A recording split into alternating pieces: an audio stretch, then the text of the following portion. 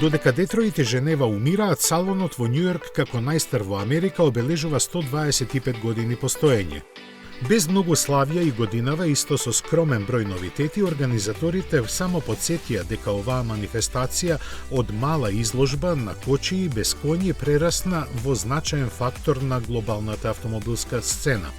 Традиционално домаќин е и на свеченоста на доделувањето на наградите во изборот на светски автомобил на годината. Во него титулата втор пат едно по друго отиде кај Kia, овој пат со новиот EVA 3. Корејците со Hyundai и Inster ја однесоа победата и во електричната категорија, додека во другите класи најуспешни беа Porsche 911 Carrera GTS, Volkswagen ID Buzz, Volvo EX90 и BYD Seagull. Во овој избор, кој се одржува од 2004-та, учествуваат преку 100 автомобилски новинари од 30 земји од целиот свет.